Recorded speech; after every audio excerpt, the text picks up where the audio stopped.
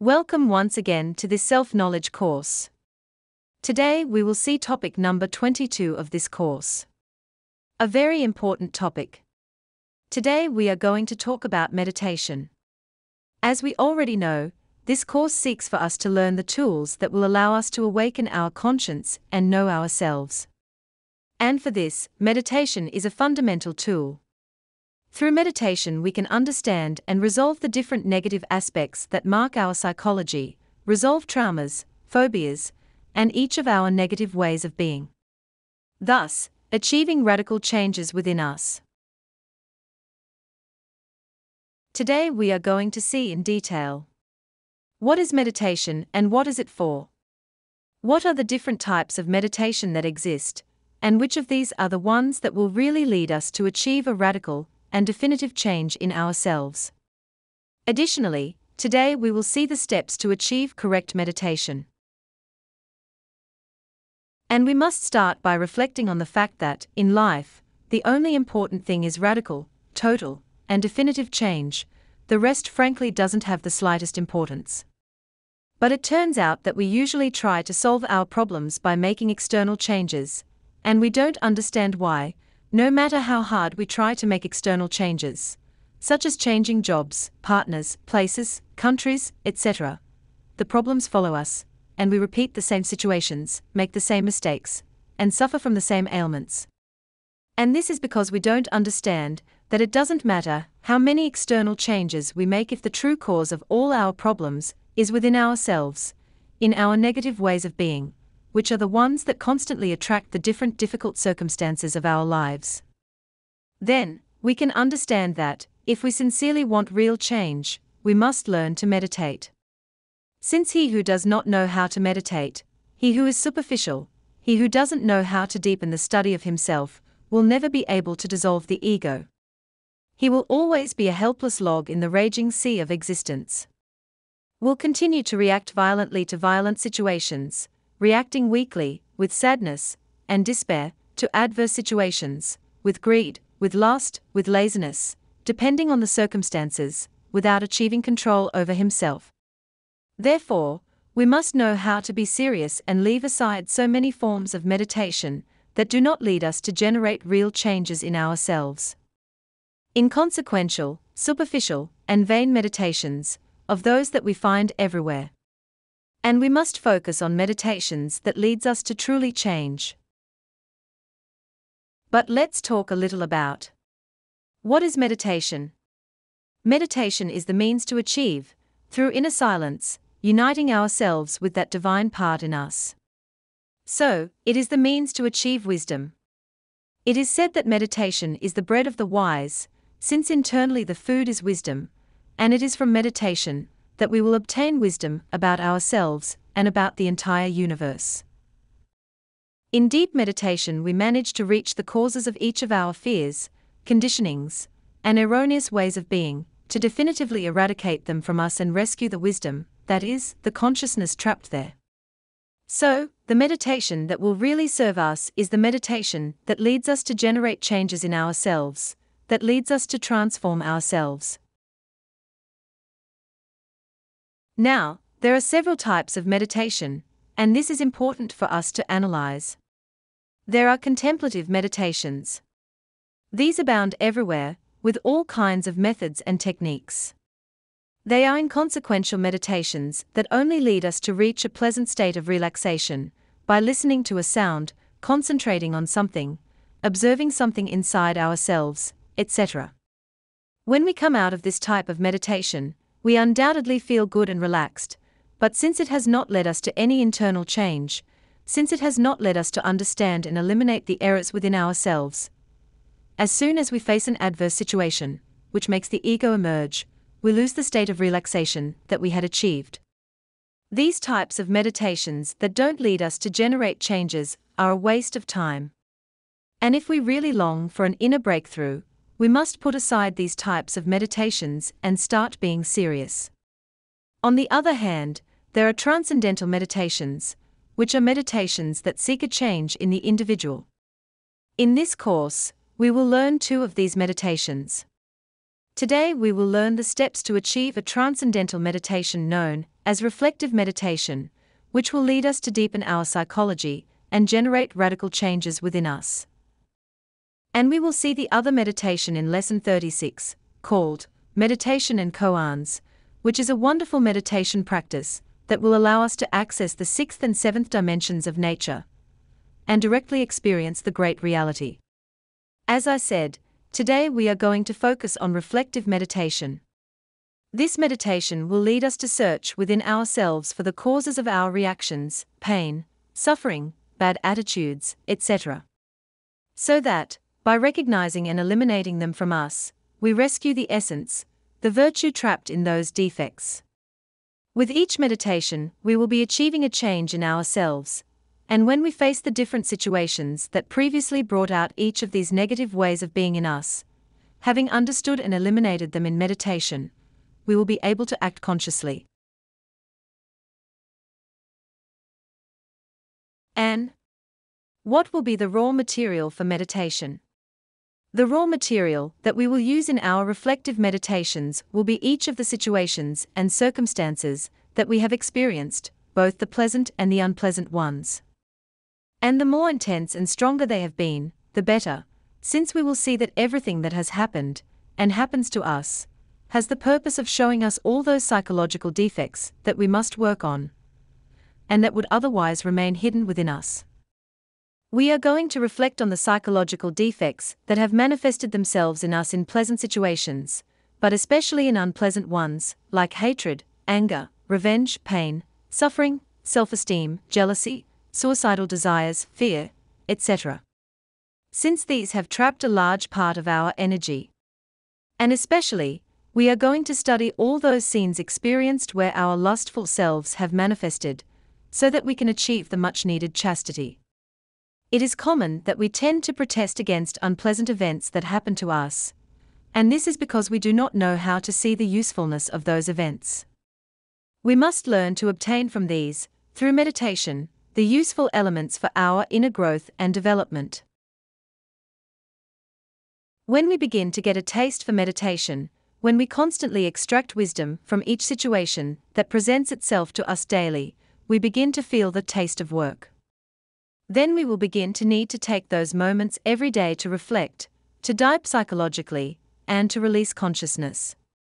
In this way we will begin to lose the taste for that taste of life, which is the taste for the way in which we commonly lead life, identifying ourselves with all the things that happen to us, reacting negatively, becoming fascinated with all things, and without delving into anything. And we are going to stop becoming identified with this life, which is nothing more than a wheel that turns mechanically, with all its pleasant and unpleasant circumstances, always recurring. We must know that we cannot stop that wheel.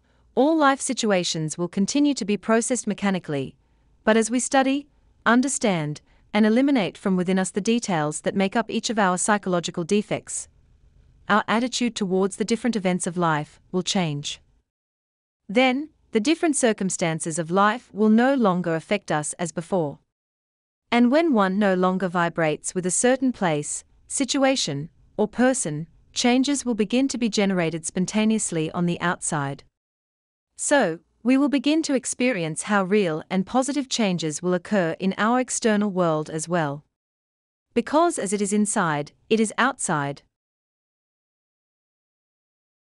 And an important point to keep in mind in order to get the most out of reflective meditation, and to achieve a true understanding of our own mistakes, is to get rid of that marked tendency we have to blame others for our wrong reactions and inner states.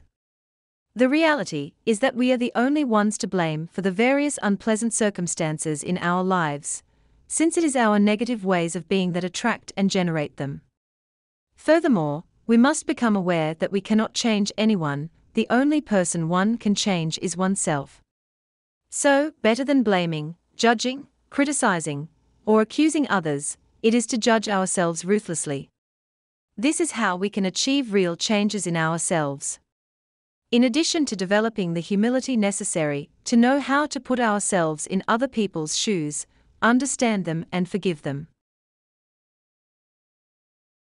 Well, having seen all this, Let's see now what the steps are for the reflective meditation practice.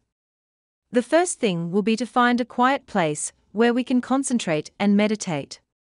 The second thing will be to harmonize that place, removing the negative energies from the place where we are going to carry out the practice with the chant of the Bellelin, and closing the environment so that the negative energies cannot re-enter by creating the magic circle of protection. We learned these protection conjurations in Lecture 7. The third thing will be beg for help from that higher part of our consciousness, which is our inner being or God in us. We are going to ask Him to guide us in the practice, to allow us to observe and understand the selves, and to help us eliminate each one of them, to free our consciousness.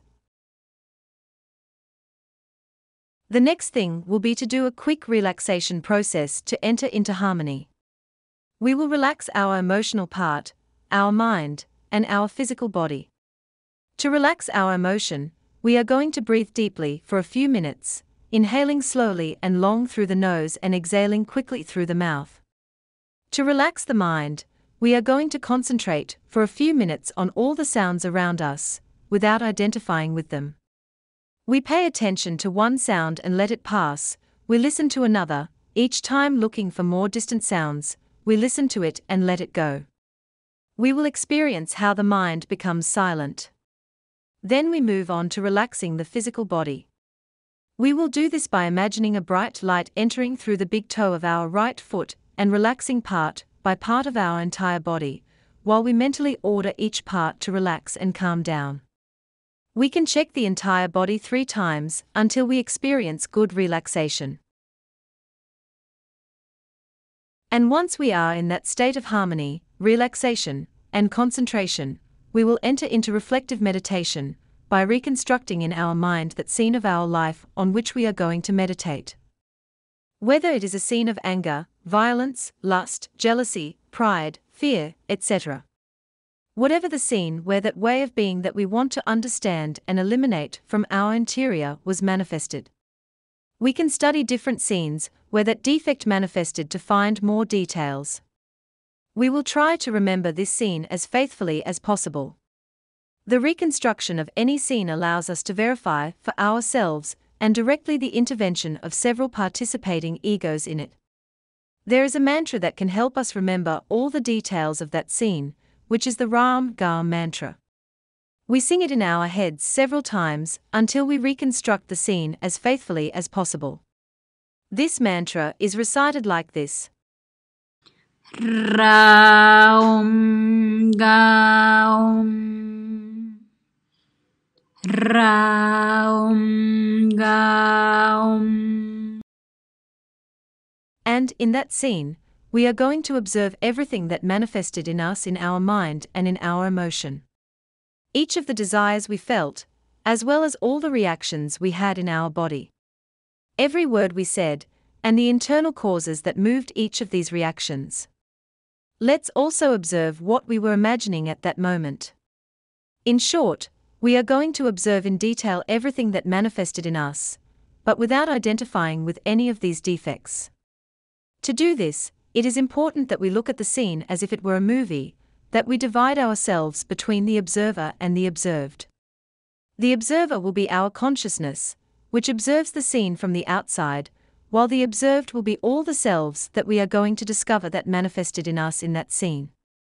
When we remember the scene, emotions, sensations, and thoughts will be activated in us, and we must not identify with any of them, but rather keep eliminating all of it, so that we don't end up feeding the ego instead of eliminating it. If we are meditating a scene of anger and we identify with it, we will end up getting angry again. If we are studying a scene of lust and we identify with it, we end up sexually aroused, and therefore, we will not be taking advantage of this practice. We are going to observe all this, and we are going to judge ourselves without mercy, without justifying ourselves, without omitting anything, with the sincere desire to discover the ego in us and eliminate it. As I explained, it is important when doing this exercise not to make the mistake of blaming others for the different reactions we had, since what happens in us happens because we have the psychological defect alive in us. So, The important thing here is to observe in ourselves all the selves that have manifested, understand that they are part of our ego, of our conditioning, of our unconsciousness, and consciously eliminate them from our interior. And to eliminate each of these details that we discover within ourselves, we are going to implore the force of love of our consciousness, through the following mental request. Divine Mother, eliminate this defect from me. And we are going to do this for each self that we discover and understand. As we meditate on a defect and understand and eliminate its many details, the defect weakens until it dies completely, and the virtue opposite to the defect will be born in us. For each defect eliminated, we will be rescuing a portion of our consciousness. And that liberated essence will give us strength to continue working until we free all our consciousness. When these selves are decapitated and disintegrated, we feel great relief, great joy. And to delve deeper into our defects, we can question the reason for the manifestation of that self, why it manifested itself, how it led us to react, to harm others, etc. Asking ourselves questions with the intention of delving deeper into the negative way of being that we are studying is very useful for us to dissect and understand more and more details of our ego. Some observations to keep in mind.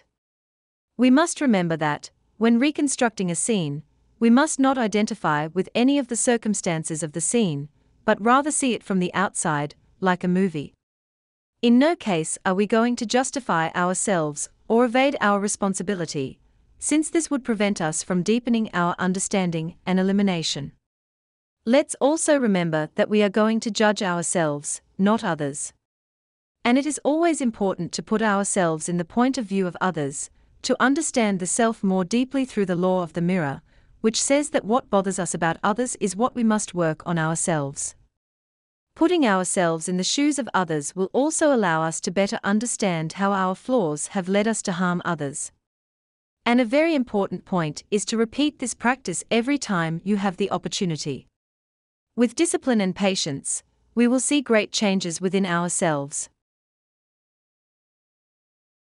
The student of himself, who is truly interested in advancing his process of self-knowledge, should not go to bed without reflecting on the different details of the day. Therefore, it is very valid and necessary that every day we take that space to meditate on the different situations that we live, since each day brings its own learning, its own wisdom, which we will be able to extract through reflective meditation. And this has been the topic of today. Be encouraged to put reflective meditation, or wall meditation, into practice, and experience this valuable tool for self-knowledge and liberation. I cordially invite you to our next conference, in which we will talk about fanaticism and mythomania. Two psychological defects that we must eliminate from within us, because they become a terrible obstacle to our progress. See you at the next conference to study this interesting topic in detail.